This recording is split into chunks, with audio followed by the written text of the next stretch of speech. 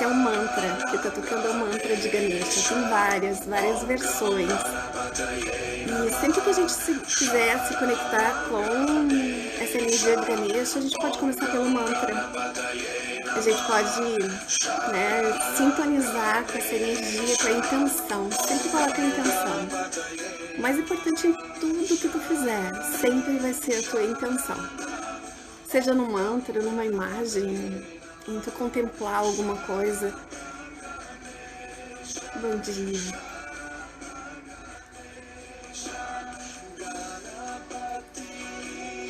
Os mantras de Ganesha, eles têm uma tendência a serem assim mais alegres, né? Porque eles trazem essa alegria do Ganesha pro próprio mantra, né? Ele é um mantra de elevação. Então são bem auspiciosos de serem ouvidos, mesmo que tu não tenha uma devoção a Ganesha, ele vai te fazer bem, porque a energia do mantra, ela já é especial. Bom dia, Tânia. Então, Madinha, deixa eu baixar um pouquinho mais o volume aqui para começar. Eu vou mostrar para vocês uma imagem de Ganesha para quem nunca viu, né? Eu acho difícil, porque o Ganesha é uma deidade bem popular. Esse aqui é Ganesha, então, né? É um menininho com cabeça de elefante. Eu posso compartilhar, eu vou compartilhar no feed depois com vocês, do Instagram, uma imagem de Ganesha, né? Pra quem não conhece, eu acho difícil, mas talvez alguém não conheça ainda, né? E sempre bom ver, né? Que é uma imagem muito alegre, cheia de cores. Boa noite, bom dia, aliás, Tanara. Sejam bem-vindos. Então, nós vamos começar. Deixa eu só baixar um pouquinho mais a música aqui.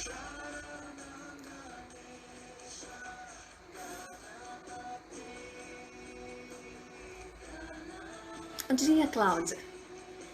Então, Ganesha é um menino com cabeça de elefante, é um ser mitológico, presente na tradição védica e na religião hindu.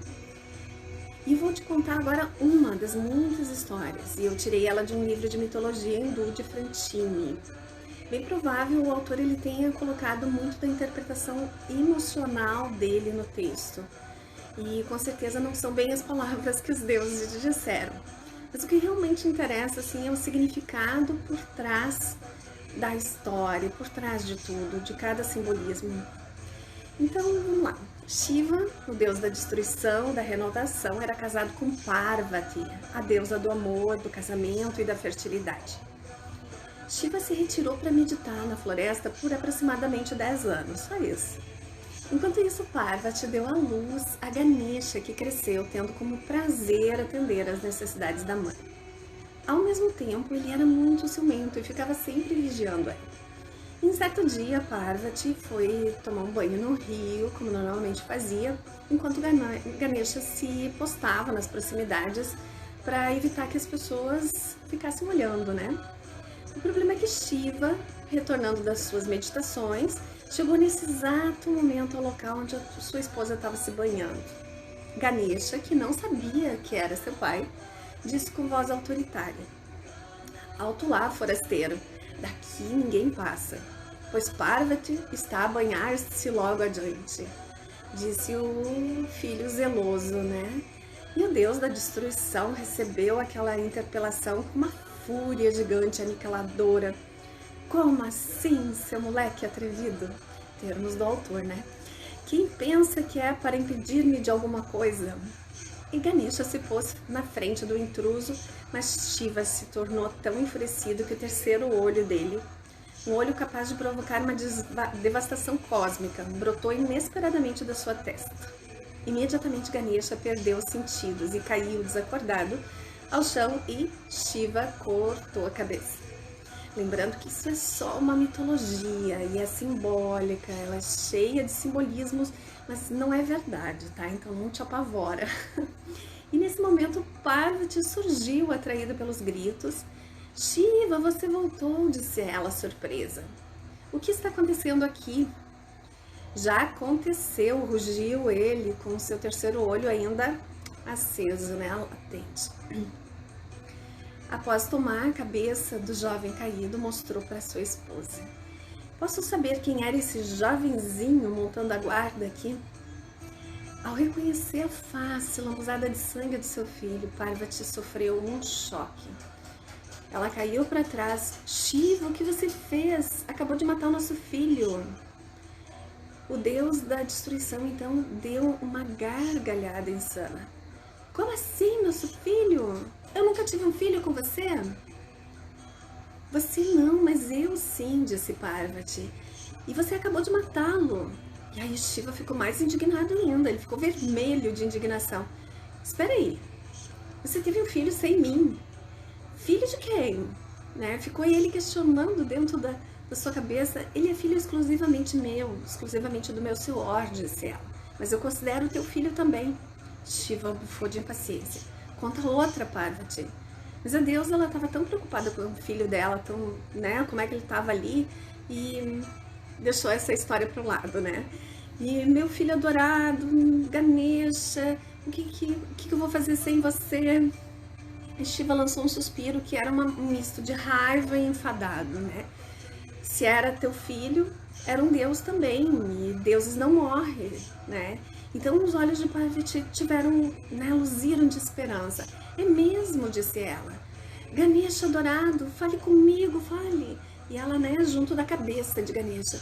Mas a cabeça não parecia bem morta, assim, não tava respondendo. Está morto sim, disse ela, com o rancor dos enganados. Interpretação emocional do autor. Veja, Shiva apontando para o corpo do jovem, ele ainda se mexe. Parvati lançou um olhar então para o corpo descabeçado e viu que de fato ele realmente se movimentava. E foi até ele. Ganesha, fale comigo, meu filho. Infelizmente ele estava sem boca para falar, então Ganesha se limitou a abraçar sua mãe. O que está esperando? Disse Parvati ao esposo. Recoloque a cabeça no meu filho. Shiva, no entanto, se recusou a fazer. Esse rosto atrevido eu não desejo mais ver. E por acaso você pretende deixar o nosso filho sem cabeça? Shiva parecia tão perdido quanto Ganesha, sem cabeça, né? Ao teimar. Então ele, felizmente, o terceiro olho dele foi ficando mais tranquilo, foi desaparecendo aos poucos na sua testa, até que ele recobrou um pouquinho da sua serenidade. Está bem, darei a ele uma nova cabeça, do primeiro animal que eu encontrar por aqui. Então Shiva saiu e não demorou muito, voltando com a cabeça de um elefante filhote, e disse: antes essa do que nenhuma. Então Shiva encaixou no corpo do Ganesha, ligando os nervos, tendões, e aos poucos então Ganesha foi recobrando a lucidez. Onde eu estou? Perguntou um pouquinho tonto, né, um pouquinho desnorteado, e a mãe obviamente estranhou ver seu filho com aquela nova aparência, né, mas estava feliz por ter ele de volta e o abraçou, contando para ele tudo o que aconteceu, todo ocorrido. Quando a Ganesha viu seu reflexo no rio, ele gostou da mudança, ele ficou muito feliz, ele se sentiu diferente, original, e viveram felizes para sempre. Bom, essa é uma das histórias de Ganesha, que é uma das divindades mais populares da Índia, conhecida no mundo inteiro. Ele costuma ser apresentado de uma maneira tranquila, bem disposta, humorado, alegre. Ele ama os humanos e se vê correspondido. É considerado o destruidor dos obstáculos, ao mesmo tempo, especialmente obstáculos ao desenvolvimento espiritual e material, possibilitando aos seus devotos alcançar riqueza, assegurando o êxito em todos os seus empreendimentos. Então é o deus dos começos promissores. E é difícil que algum indiano devoto comece um empreendimento sem antes fazer uma oferenda a esse simpático deus. Senhor da fortuna, do conhecimento, da destruição dos obstáculos, da sabedoria. E quais são os atributos de Ganesha? Eles sempre aparecem com uma série de detalhes, né? Tudo é simbólico. Tudo é para ajudar com que as pessoas que olham, os devotos, se tornem pessoas melhores. E o primeiro passo no no caminho do autoconhecimento é escutar o ensinamento. Por isso ele tem essas duas orelhas bem grandes, as quais demonstram a sua capacidade de escutar. O segundo passo é refletir sobre esse ensinamento. Por isso ele tem uma cabeça grande. A tromba representa discriminação, porque ao mesmo tempo que consegue pegar pequenos objetos, consegue lidar com grandes objetos. Então o elefante ele tem esse simbolismo, ele simboliza o contentamento, pois a face dele transmite uma paz. E essa tromba remete ao discernimento, à perícia em conduzir uma vida adequada. As orelhas simbolizam o Dharma e o Adharma, aquilo que é certo e errado, e a tromba posicionada entre as duas é capaz de levantar, então, um tronco de uma árvore ou um cotonete. E é assim que a gente deve ser na vida, conseguir distinguir o certo e o errado, não apenas nas grandes situações da vida, mas também nos pequenos detalhes, no dia a dia.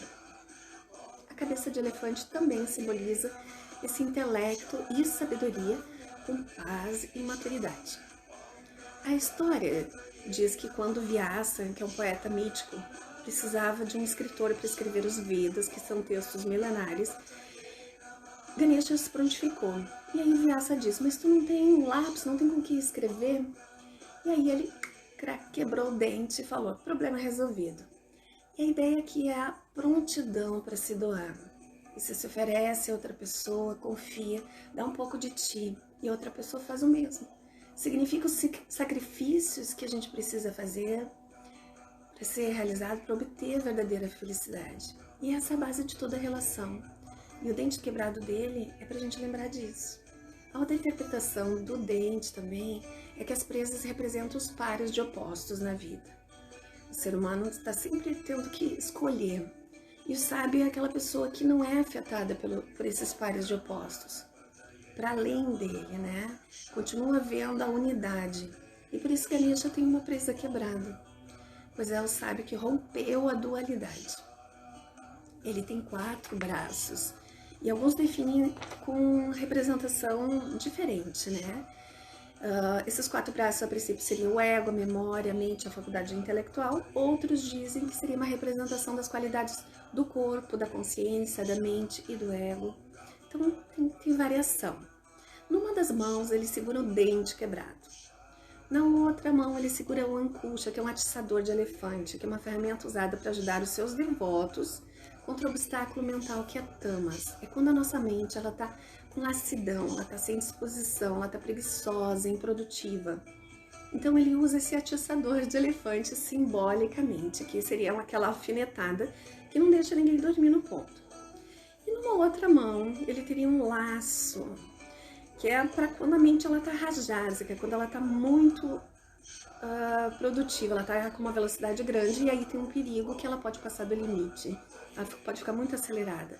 Então, para a nossa saúde, para os nossos relacionamentos, para o nosso ego, que começa a crescer demais e se achar demais, esse é o momento em que o laço segura a gente, dá aquela puxadinha no pé, que faz a gente tropeçar e lembrar que não somos o rei da cocada preta.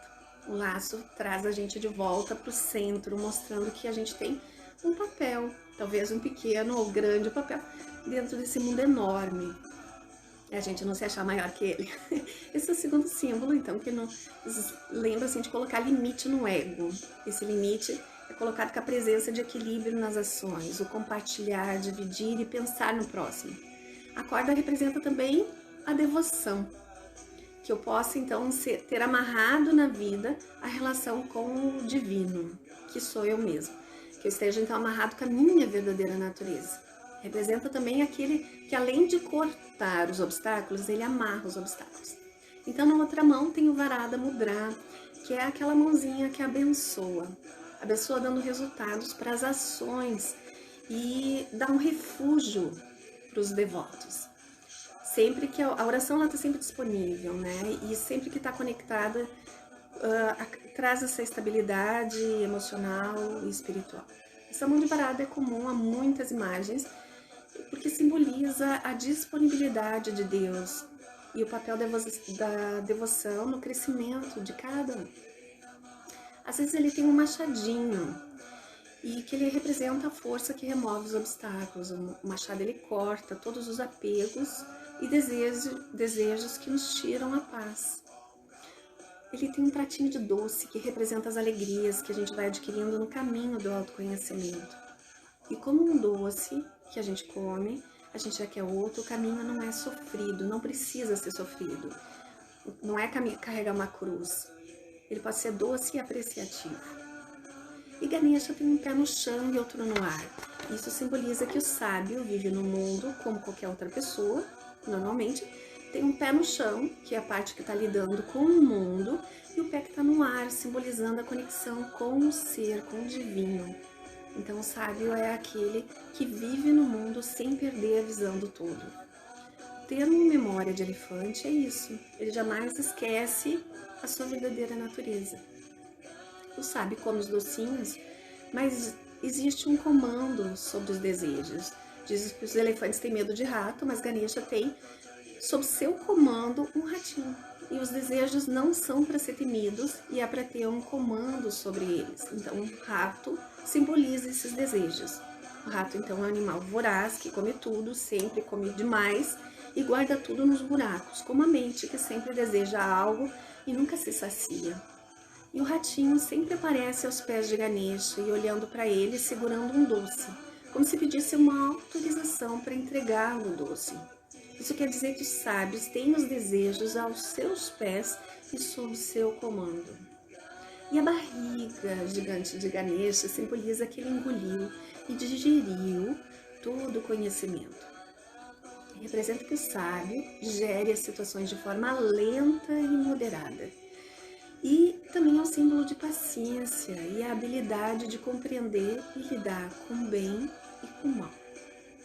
Bom, por fim, ele é chamado de Senhor dos Obstáculos porque ele coloca e tira, é aquele que coloca e tira os obstáculos da vida das pessoas.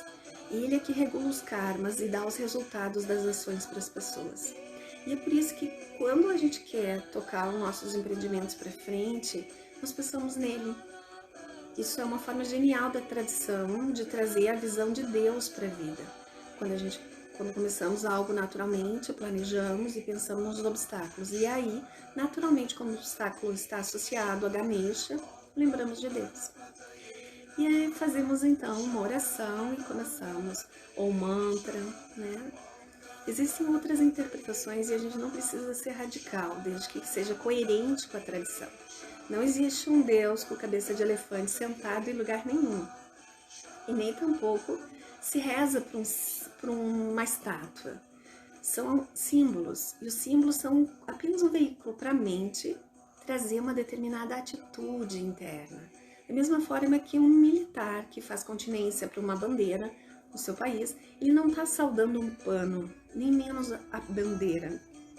Ele usa a bandeira para trazer na sua mente o seu compromisso com a pátria, seu propósito e fazer com que essa atitude faça parte da sua vida. Podemos utilizar como instrumento de crescimento e apreciação de Deus, a imagem de Ganesha ou tudo isso. Todo ritual, oração, empreendimento, então costuma começar com um mantra e uma oferenda para Ganesha. E aí tem um mantra, né? O mantra dele é um dos mais famosos da cultura indiana, chegando a ser mundialmente conhecido, Om Gam Ganapataye Namaha, que é isso que está tocando. Eu te saúdo, Senhor das tropas.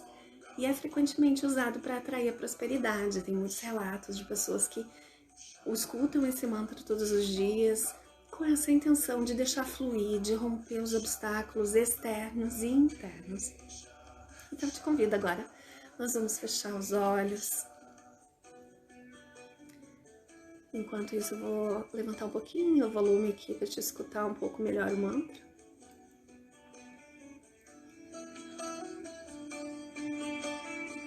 Procura sentir no teu coração. Vai deixando a tua respiração mais lenta, profunda. Inspira profundamente, absorvendo toda essa energia de luz, de brilho, de alegria de Ganesha. Vai soltando ar lentamente, trazendo esse estado pacífico, sábio, calmo também de Ganesha. Vai equilibrando os opostos. Vai equilibrando as energias dentro de ti pela tua respiração. Inspira Respira lenta e profundamente, soltando o ar devagarinho. Vai acomodando tudo isso dentro de ti.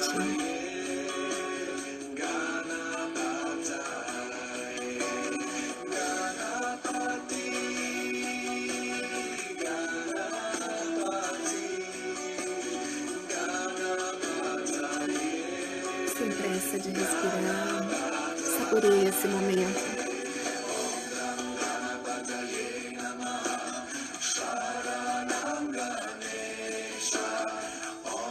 Sente teu coração vibrar com essa energia de Ganesha.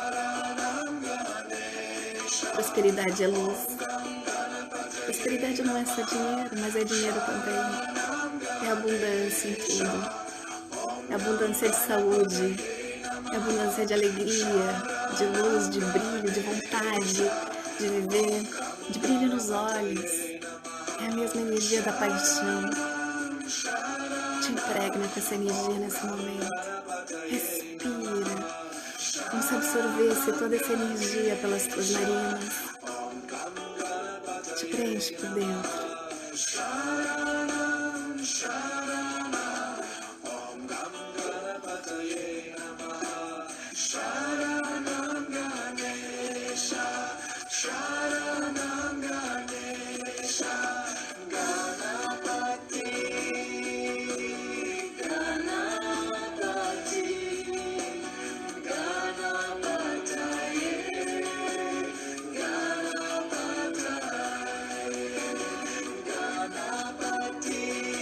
Deixa que a força de Ganesha remova todos os obstáculos, especialmente da tua mente.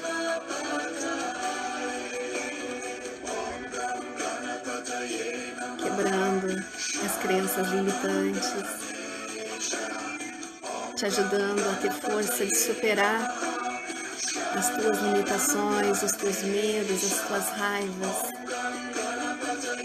Te ajudando a ir adiante, a ir em frente, a tu te realizar, a tu realizar no mundo aquilo que tu veio para realizar, a tu estar aqui inteiro, presente na vida, com toda a tua força, com toda a força de um elefante, mas com toda a delicadeza de um menino, de uma menina, com a suavidade daquele ser que consegue pegar um cotonete com a pontinha da tromba. Tu pode ser grande, mas seja delicado, seja gentil. Mas quando precisar usar essa tromba para vencer os obstáculos, especialmente internos, usa. Vai te equilibrando, te harmonizando internamente com a tua vontade, lembrando que a força está dentro de ti. Não é uma ideidade fora. Ganesha está aí só para lembrar quem nós somos. Nós somos esses deuses. Nós temos essa força. Deixa essa força vibrar dentro de ti, essa energia.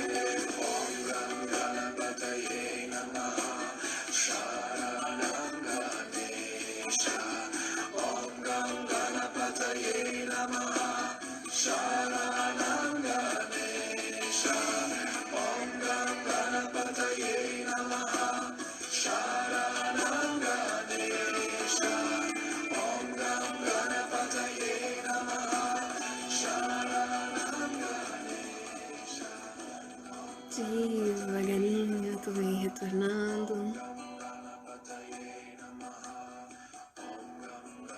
Não precisa abrir teus olhos ainda.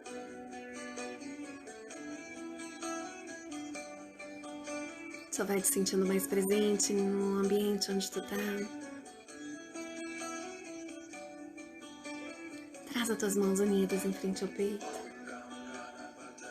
Sente uma palma tocando a outra, esteja presente contigo, sentindo a tua energia, sentindo as tuas mãos, estando conectado com agora, conectado contigo, se sentindo presente na vida, inteiro para a vida, com toda essa força que tu já tem, com toda essa força que tu já é. Respira por 3 vezes profundamente.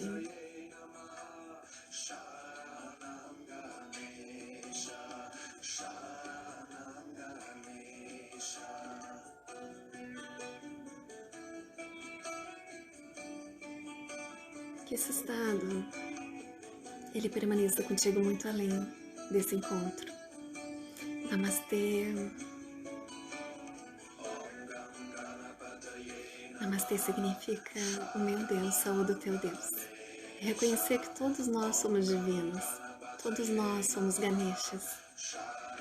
Por mim, eu ficava aqui a manhã inteira, o dia inteiro com vocês, escutando esse mantra maravilhoso. Eu posso compartilhar com vocês, botar na bio do Instagram. Gratidão pela presença de cada um, gratidão pelo divino que há em vocês. E esse divino me alimenta. Todos os nossos divinos estão conectados. E é pelo amor, pelo aspecto divino que há em tudo, que nós nos sentimos pertencentes, que nós nos sentimos integrados, que a gente percebe que a gente não está sozinho. Então, gratidão. Obrigada, namastê.